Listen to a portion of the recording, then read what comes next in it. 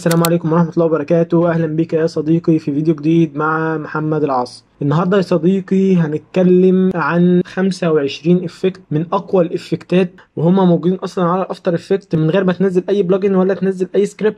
الافكتات دي يا صديقي موجودة في البانل بتاعة الافكت عند بريسيتس بكل سهولة، وبضغطة زرار واحدة تقدر تحرك التكست بتاعك بشكل احترافي جدا جدا جدا.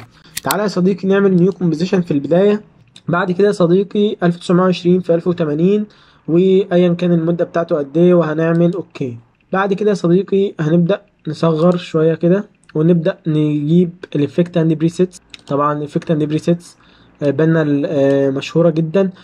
البانل دي لو مش موجودة عندك بالمنظر ده، فطبعا انت هتجيب الويندو وتبدأ تعمل سيرش عنها لحد ما تلاقي هنا. هتلاقي الافكت اند ريسيتس هي هنا متفعلة اهي.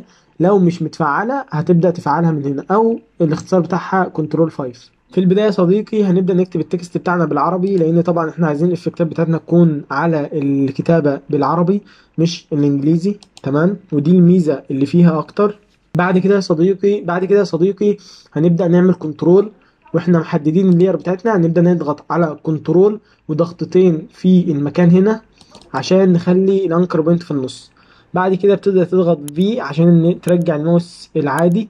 بعد كده بتبدأ تكبر التكست بتاعك بالشكل ده عشان يبقى على مقاس الكومبوزيشن.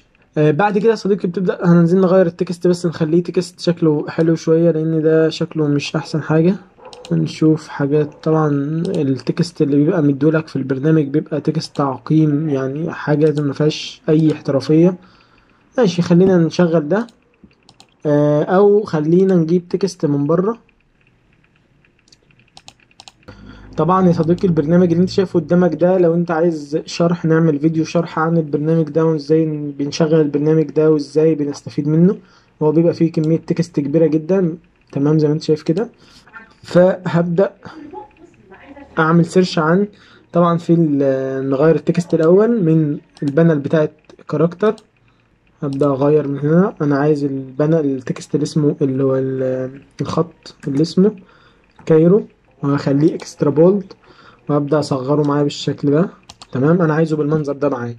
بعد كده نرجع دي مكانها، وهنبدأ نعمل سيرش عن الافكتات بتاعتنا اول باول. تمام، اول افكت معانا يا صديقي وهو اسمه ديكودر فيد ان. تمام، تبدأ تسحبه يا صديقي. طبعا انت عندك طريقتين ممكن تنزل بهم الافكت على التكست بتاعك، وهي ان انت تبدأ تسحب ده على التكست بتاعك، او تحدد التكست بتاعك اللي انت عايزه وتبدأ تضغط دبل كليك من هنا، فهو كده طبق الافكت على التكست. تعال نشغل ونشوف يا صديقي. طبعا الافكت ده احترافي، وزي ما انت شايف شكله خرافي جدا جدا جدا، يعني حاجة محترمة. بعد كده يا صديقي طبعا هو بيبقى، لو جينا نفتح البانل بتاع الافكت كنترول مش هيبقى فيه حاجة، لان هو بس بيبقى عبارة عن كي فريم زي ما انت شايف. تمام، هو بيبقى عامل لك الكي فريم معينة بيطلع لك التكست بتاعك بالشكل ده. تمام، طبعا تقدر تقلل المدة وتطولها على حسب زي ما انت عايز. طبعا انت عارف من ازاي تعمل كده من الكي فريم يعني. وعشان تظهر الكي فريم بس اللي معمولة في اللاير، الاختصار بتاعها هو يو. تضغط يو بيظهر لك الكي فريم او يخفيه. تمام، بعد كده هعمل كنترول زد، وبعد كده نجيب الافكت اللي بعده وهو فيد اب ووردز. هو ده. تمام، نبدأ ننزله كده ونشغل. ده بيظهر لك الكلمة الجملة اللي قدامك كلمة بكلمة زي ما انت شايف، بدل ما تعمل مثلا ماسك وتبدأ تكتب كل كلمة لوحدها ومش عارف ايه والكلام ده كله. فانت بتبدأ يا صديقي ان انت تعمل كل جملة لوحدها، ولكن من خلال الافكت ده بكل سهولة جدا زي ما انت شايف. موضوع بسيط جدا جدا جدا. وطبعا برضو تقدر تعمل يو من هنا وتتحكم في سرعة الكي فريم من تحت من عندنا من هنا. تمام، عندنا الافكت اللي بعد كده يا صديقي وهو افكت سلو فيد اون. نبدأ نسحبه كده. طبعا احنا ما عملناش كنترول زد، نعمل كنترول زد هنا. تمام، عشان نشيل الافكت القديم. طبعا هنبدأ نحط الافكت الجديد ونشوف. بص يا صديقي خلينا نكبر عشان نشوف الجمال ده. تمام، يا سلام يا سلام. طبعا لو عملت يو برضو هيظهر لك الكي فريم بتاعتنا. تحفة الإفكت ده، رائع يعني بصراحة. تمام. طبعا برضو تقدر تتحكم في المدة بتاعتنا من هنا زي ما انت عايز. كنترول زد.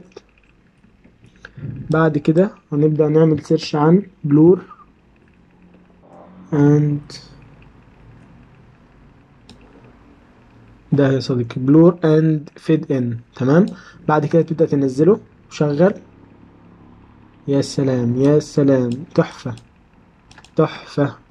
طبعا زي ما انت شايف برضو، يعني بصراحة افكتات، يعني مش لا هتحتاج بعد كده سكريبت ولا بلجن ولا اي حاجة. بصراحة الافتر افكت فيه حاجات رهيبة، ولكن بس محتاجة البحث والتعلم فقط لا غير. فزي ما انت شايف افكتات يعني ممتازة. تمام. عندنا الافكت اللي بعد كده، طبعا تقدر تتحكم برضو في الحاجات من هنا. وعندك برضو هنا بانل كبيرة اللي هي عبارة عن مجموعة من الإفكتات معمولة عشان تطلع لنا في الآخر الشكل النهائي اللي احنا شايفينه ده. طبعا زي ما قلت لك تقدر تتحكم في سرعة ظهور التكست من خلال الكيفريم من هنا. تمام. والإفكت اللي بعد كده، الإفكت اللي بعد كده وهو الإفكت ده، كارد وايب 3 دي. هنبدأ ننزله كده. تمام. ونبدأ نشغل. يا سلام. بص بصراحة فيديو يعني افكت رهيب رهيب رهيب يعني. تعالى نعمل من هنا ان. تمام. ونبدأ نشغل. صراحة يعني الافكت بصراحة ممتاز، اكن في بازل كده بتتجمع عشان تدينا التكست بتاعنا في الاخر.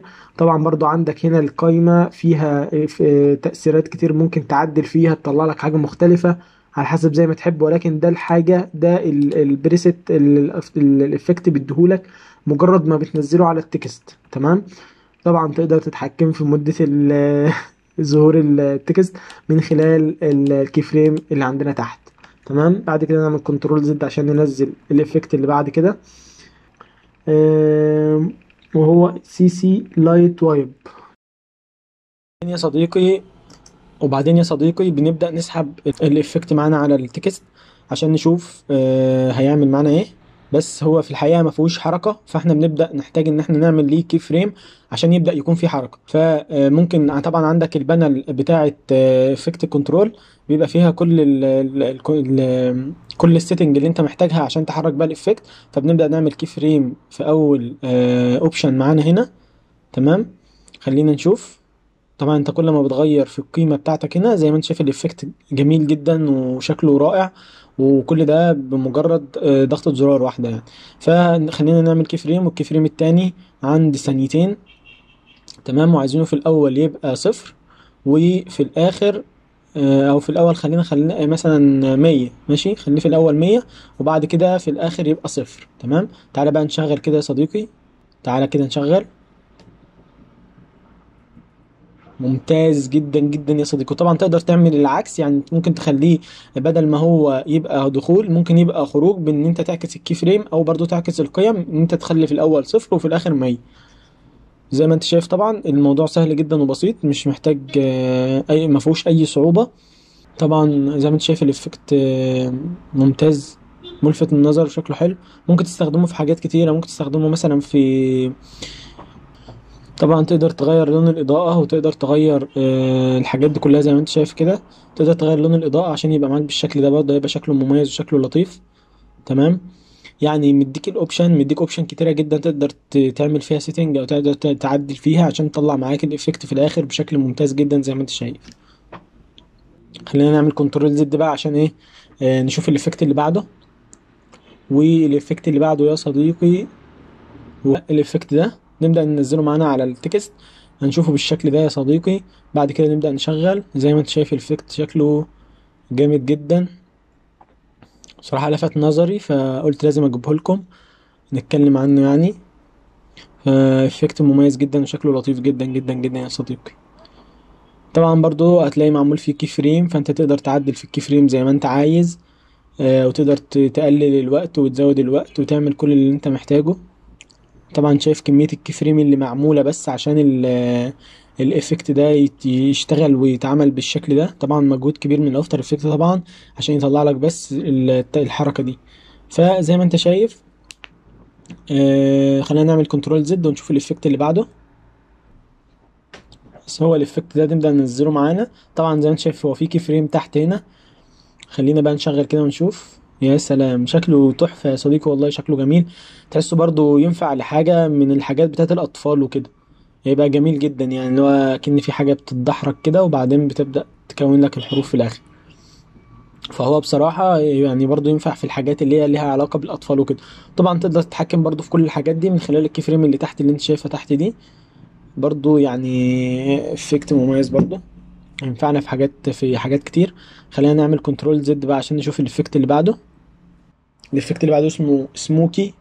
طبعا بس خلينا نعمل كنترول زد الاول وبعدين هنبدأ ننزله على الافكت بتاعنا. خلينا نشغل. هو بيديك افكت كده اللي هو ايه يعني اكن في دخان او حاجه يعني بتمشي على الحرف او الحرف، يعني بياخد تأثير كده يعني. مش هو ممكن ما يكونش انت شايفه مثلا مهم في حاجات قد كده، ولكن في اكيد ليه استخدام لحاجه معينه. فخلينا نعمل كنترول زد ونشوف الافكت اللي بعده. الافكت اللي بعده يا صديقي اسمه هازارد. هو على تقريبا مسمينه على اسم لاعب كرة القدم هازارد. مش عارف بقى، انا ماليش في الكوره قد كده يا صديقي، فتلاقيني ايه مش احسن حاجه في الكوره يعني. فخلينا نسحب بس الايفكت كده وننزله على التكست وبعدين نشوف الحركه بتاعته. زي ما انت شايف شكله تحفه. الايفكت ده يا صديقي من احسن الافكتات النهارده في القايمه اللي معانا. فبجد هو يعني ايفكت مميز جدا جدا جدا، وشكله رايق قوي. يعني شكله كده تحس ان في ايه جليتش كده في الموضوع، فاهمني؟ تحس ان في جليتش كده في التكست، فشكله بيدي شكل جامد يعني زي ما انت شايف. بتبدأ تستخدم الحاجة اللي انا بوريها لك دي على حسب مكانها الصح، يعني على حسب انت هتحطها فين معايا. ف انا بس بقول لك ان في حاجة احنا مش شايفينها، اللي هي الافكتات بتاعه الافتر افكت دي. البانل دي يا جدعان، البانل اللي هي افكت اند بريسيتس دي، البانل دي كنز يعني. فيها حاجات حرفيا احنا لا نفقه عنها شيء، ولكن بتحتاج بس البحث، الفهم والتجربة. خلينا بعد كده يا صديقي في الافكت رقم 11. نجيب لك الافكت اللي جاي وهو سنو. افكت رائع رائع رائع. طبعا هو مفيش اي حركة، تمام. هو زي ما انت شايف بس بيديك ايه التأثير ده. هو تأثير رائع بصراحة، يعني برضو من الحاجات اللي لفتت نظري. تعالى بس نكبر ايه التايم لاين بتاعنا كده شوية، خلينا نشوف الصورة كبيرة شوية عشان نستمتع اكتر. زي ما انت شايف بص يعني، هو بصراحة افكت تحفة تحفة يعني. عجبني برضو جامد، فحبيت اجيبهولك برضو عشان نستفيد منه. خلينا نعمل كنترول زد ونجيب الافكت اللي بعده وهو الافكت رقم 12. هو اسمه الافكت ده. الافكت ده برضو من الحاجات التحفة جدا جدا. تعال نشوف. يعني ينفع مثلا لو انت عايز تعمل فرح، لو انت عايز تعمل اي حاجة من الحاجات دي، فلا هو ينفع معاك جامد جامد يعني. شكله بصراحة ملفت للنظر وشكله حلو قوي، وبالذات لو انت مثلا غيرت لون التكست برضه هيغير معاك الشكل وهيبقى شكله شوية تحفة. يعني مثلا لو جينا غيرنا اللون ده مثلا لأي لون كده مثلا، وجيت تشغل، شوف زي ما انت شايف بص هيديك منظر احسن يعني. تمام. خلينا نرجع للابيض تاني.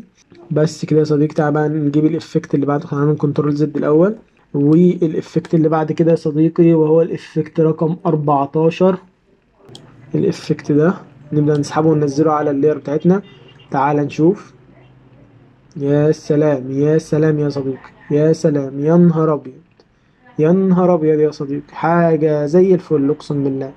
والله يا صديقي الافتر افكت ده مدلعنا على الاخر، بس احنا بس اللي ما بنحبش نتعب نفسنا. طبعا كنترول زد. بعد كده يا صديقي الافكت اللي معانا رقم 15. هو الافكت ده ماجنيفاي تكست. ده بقى يا صديقي من الافكتات اللي حرفيا ابهرتني لما انا شفتها، عشان حرفيا الموضوع ده كان بيتعبني عشان اعمله. افكت حرفيا بيديك الافكت بتاع العدسة على التكست. لو انت مثلا عايز تجيب عدسة على تكست وتبدأ تبين ان العدسة دي بتكبر او تصغر، فانت بتبدأ تعملها بالشكل ده. طبعا هو مش مديك حركة عشان يا باشا انت تتحرك براحتك، تمام. فطبعا مديك برضو هنا اشكال، لو انت عايزه مثلا سكوير او عايزه سيركل، تمام. فانا نخليه سيركل. نبدأ نمشي كده، شوف زي ما انت شايف يا صديقي، تبدأ تمشيه من هنا على الحاجة بتاعتنا. لو العدسة ماشية تبدأ تربطه بالعدسة وتمشيه رايح جاي كده على الحاجة بتاعتنا، بس يا صديقي، تمام. طبعا انت عندك حاجات هنا تقدر تتحكم في الافكت ده بحاجات كتير جدا، زي ما قلت لك تغير شكله من هنا، تمام. وتقدر تحركه كده يمين وشمال. طبعا تقدر تعمل كي فريم في السنتر ويتحركوا بكل بساطة وسهولة. طبعا هنا بيقرب ويبعد، يعني حتى مديك في دي كنترول، تمام. عندك هنا برضو بيصغر العدسة ويكبرها، وعندك بص حرفيا هو يديك كنترول في كل حاجة. لو عايز تعمل عدسة بالشكل ده، يعني لا بص مدلعك مدلعك يعني. هتيجي تدور برضو، ده بيديك مثلا بعد اكتر، مش عارف ايه، حاجات غريبة كده، تمام. نعمل كنترول زد. عندك مش عارف سوفت، عندك شاتر اللي هو تقريبا بيديك حاجة كده منغمشة من العدسة. عندك برضو حاجات هنا داركن، عندك تقريبا دي افكتات يعني ايه، اضاءة داخل داخل العدسة، تمام. بس يا صديقي، فانت بتبدأ تجرب مع نفسك كده. طبعا افكت سهل وبسيط، تبدأ تجرب مع نفسك كده تشوف انت تقدر تطلع منه ايه. وبس كده، تمام. تعالى نعمل كنترول زد عشان نجيب الافكت اللي بعده. بعد كده يا صديقي، عندنا الافكت رقم، وهو عندنا الافكت رقم 15، وهو الافكت رقم اسمه سكوير. وهو الافكت ده نبدأ نسحبه معانا على التكست زي ما انت شايف يا صاحبي يا صديقي. زي والله بص، ده برضو بينفع للأطفال، يعني أعتقد يمشي مع الأطفال. يبقى تحفة برضو في أي حاجة لها علاقة بالأطفال. زي ما انت شايف شكله مميز وجميل جدا جدا جدا. طبعا أعتقد ليكي فريم، زي ما انت شايف ليكي فريم هنا، وبرضو تقدر تتحكم في مدة الحاجات دي من خلال الكي فريم، تمام. نعمل كنترول زد. وبعد كده خلينا نجيب الافكت رقم 16، وهو اسمه تويست. هو الافكت ده هنبدأ نسحبه وننزله على التكست بتاعنا. تعال نشوف. الله، والله يا صديقي يعني مش عارف، بس انا في حاجه برضو يعني والله العظيم، يعني انا مع اني جربت الافكتات دي قبل كده وشفتها وعارفها واشتغلت بقى قبل كده، ولكن برضو لما باجي اشوفها بحس ان انا منبهر بصراحه ان انا بعمل كده بضغطة زرار. والله الموضوع رايق، يعني الموضوع جميل جدا جدا جدا والله يا صديقي. فاستمتع، والدنيا بسيطه زي ما انت شايف خالص يعني، تمام. طبعا ده ليك كي فريم تقدر تتحكم فيها من هنا، زي ما انت شايف 4 كي فريم اهو، تمام. عندك بعد كده يا صديقي الإفكت رقم 17. الإفكت رقم 17 وهو إفكت اسمه كليمبر، تمام. هنبدأ ننزله معانا على التكست ونشوف شكله جامد جامد. احنا النهارده يا صديقي تقريبا الحلقة كلها برعاية الناس اللي بتشتغل في محتوى الأطفال، فبجد ده برضه من التكست المميزة جدا جدا جدا اللي تنفع في محتوى الأطفال برضه. وبرضه ممكن تنفع في حاجات تانية، بس أنا شايفها بصراحة تنفع في محتوى الأطفال أكتر يعني. شكلها مميز جدا ولذيذة جدا يعني. تبدأ تحس إن في حاجة يعني بتتحرك ورا بعضها كده زي البازل، لحد ما توصل إنها بتتجمع وتوصل إنها إيه تديك التكست. وافضل حاجه بصراحه يا صديقي انا بشوفها في الافكتات دي ان هي بتشتغل على العربي عادي، يعني ان هي تشتغل على العربي وتشتغل على الانجليزي طبعا. فلا، ان هي تشتغل على العربي دي حاجه مميزه بصراحه. خلينا نعمل كنترول زد ونشوف الافكت اللي بعده يا صديقي. والافكت اللي بعده هو اسمه، وهو الافكت ده نبدا نسحبه على التكست بتاعنا عشان نشوف الحركه. زي ما انت شايف الافكت ده برضو شكله رايق جدا. تحس كده ان في موجه او بحر او الكلمه بتتحرك على اساس ان في موجه حواليها او حاجه زي كده. فبصراحه يعني شكلها مميز جدا وشكلها تحفه يعني. طبعا هي معمول فيها كي فريم تحت عشان تبدا تبقى موجوده معاك بالشكل ده. زي ما انت عارف برضو انت تقدر تتحكم في الكي فريم زي ما انت عايز. فانت زي ما انت شايف، انت عشان يطلع لك الحاجات دي بيبدا يحط لك مثلا 3 افكتات على بعض ويظبطهم لك بقيم معينه عشان بس يطلع لك الحركه معاك بالشكل اللي انت شايفه ده. طبعا قائمه الافكت كنترول موجوده، لو انت مش لاقيها بتبقى موجوده في قائمه الويندو يعني. خلينا نعمل كنترول زد ونشوف الافكت اللي بعده يا صديقي. هو الافكت ده هنبدأ نسحبه برضو على التكست بتاعنا عشان نشوف الحركة. هو يا صديقي افكت من اللي هما بيتحركوا على شيب، يعني هما بيديك حاجة بتتحرك على شيب. ولكن انا حاولت اجرب ان هو ممكن يكون بيشتغل على العربي، ولكن انا ما لقيتش ان هو بيشتغل على العربي، بيشتغل على الانجليزي بس. ودي الحركة اللي هو بيديها لك. طبعا انت بتقدر تعدل في الحركة، وتقدر تعدل في الشيب كمان لو انت عايز تغير الشيب بتاعك هنا اهو زي ما انت شايف. بص، تقدر تغير في شكل الشيب عشان الحركة تتغير زي ما انت عايز ترسم الشيب زي ما انت عايز، سواء دايره سواء اي حاجه. بص زي ما انت شايف هو بيقدر ايه يتغير معاك الشكل على حسب الشيب اللي انت رسمه عليه. هو بيمشي على الشيب ده اكن في قطر كده او في اي حاجه ماشيه على نفس الشيب ده يعني. فانت طبعا تقدر تغير، شوف زي ما انت شايف اهو، تقدر تغير الحركه وشكل الحركه زي ما انت شايف خالص بدون اي مشاكل. الموضوع بسيط جدا جدا، مجرد بس انت بتضغط على البوينت بتاعت الشيب وتبدا تبدا ان انت تغير شكلها زي ما انت عايز. طبعا في هنا قيم ان انت ممكن تخلي البتاع ده، التكست ده يمشي لحد بره الشاشه، وممكن نخليه يمشي لحد نص الشاشه زي ما انت عايز. فخلينا نعمل كنترول زد ونشوف الافكت اللي بعده يا صديقي. وهو الافكت ده طبعا برضو بيشتغل على الانجليزي بس، وبرضو نفس الموضوع بيشتغل على برضو لاين او شيب. بيشتغل على لاين كده بيترسم. تمام. تبدأ برضو انت تقدر تكتب الحلقة الكلام اللي انت عايزه زي ما انت عايز زي ما انت شايف. يعني برضو عشان تبقى فاهم وعارف، انت تقدر تغير برضو في نفس الموضوع، تقدر تغير الشيب بتاعك هنا.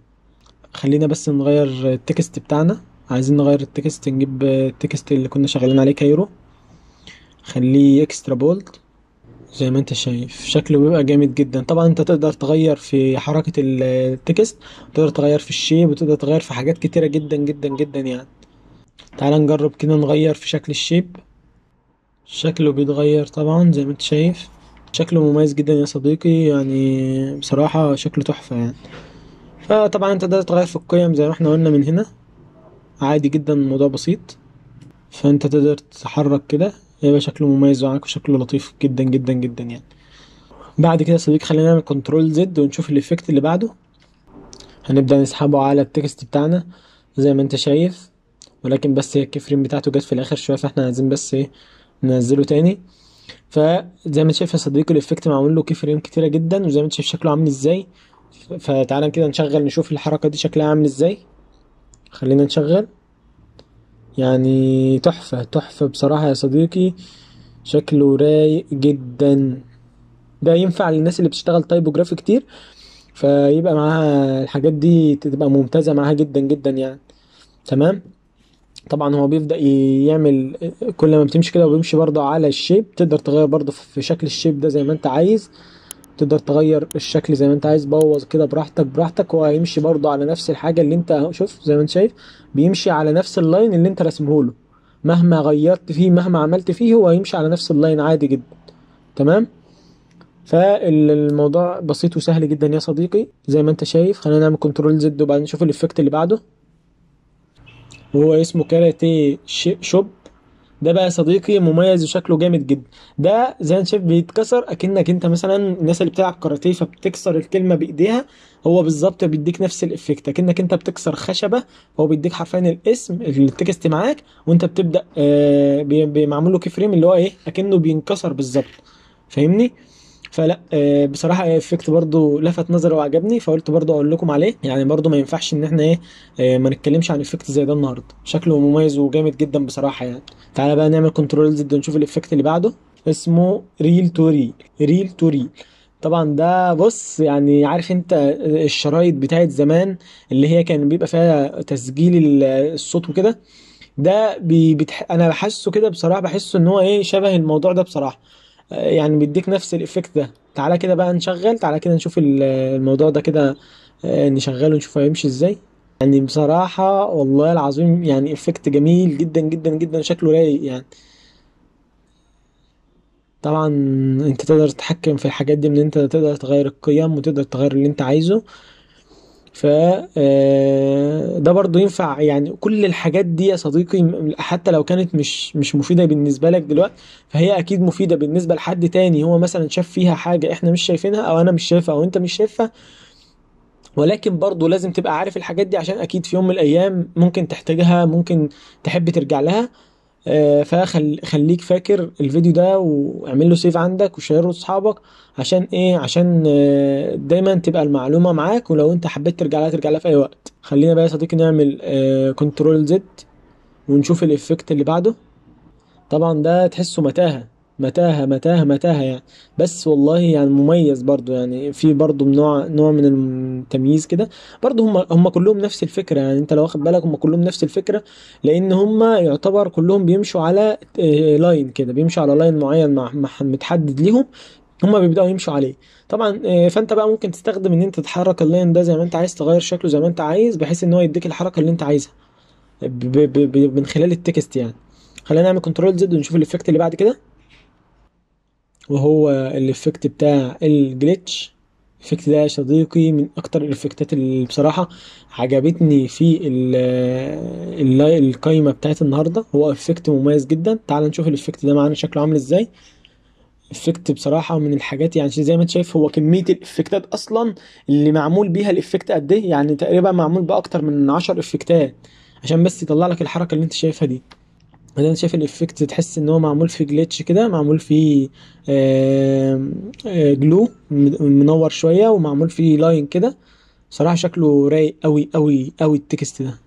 فبرضه تقدر تستخدمه بسبب زي الافكت كده. طبعا بيمشي على العربي وعلى الانجليزي اكيد. شكله بصراحه تحفه. وطبعا تقدر تتحكم في اي حاجه في التكست ده من خلال الافكتات اللي قدامك دي. زي ما انت شايف كميه افكتات رهيبه عشان يطلع لك بس افكت واحد بالمنظر اللي انت شايفه قدامك ده. فبصراحه الافتر افكت بيسهل علينا الشغل في حاجات كتيره جدا. ولكن يا صديقي زي ما قلت لك في البدايه، الموضوع بيبقى محتاج ان انت تبحث وتعمل سيرش كبير وسيرش كتير، وان انت كمان غير كده ان انت تبدا ان انت تدور، لان الافتر افكت ده حرفيا مغاره كبيره. كل ما هتدور فيها كل ما هتجرب فيها هيديك حاجات اكبر وحاجات اقوى. فلازم تدور يا صديقي في الافتر افكت، ولازم الافتر افكت ممتع جدا جدا جدا. كان ده اخر افكت معانا يا صديقي. شكرا جدا ليكم. طبعا ما تنساش ان احنا عندنا بلاي ليست كامله فيها 25 افكت عن الافتر افكت، برضو طلعناهم بواسطه ان احنا عملنا سيرش وبحثنا وشفنا ودورنا وشرحناها لكم بشكل مفصل وبسيط.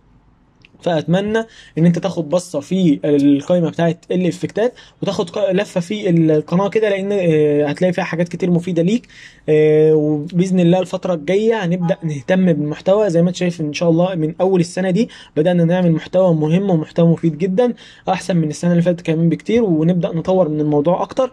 ان شاء الله يا صديقي دايما مبدعين ودايما متميزين ودايما مع بعض بنعمل حاجات تفيد الجميع. تبقى تعمل لايك وشير وتعمل سبسكرايب عشان نكمل 1000 متابع يا صديقي. بجد شكرا لكل الناس اللي بتسمع الفيديوهات للآخر، وشكرا لكل الناس اللي بتتابعني. شكرا جدا ليك يا صديقي. السلام عليكم ورحمة الله وبركاته.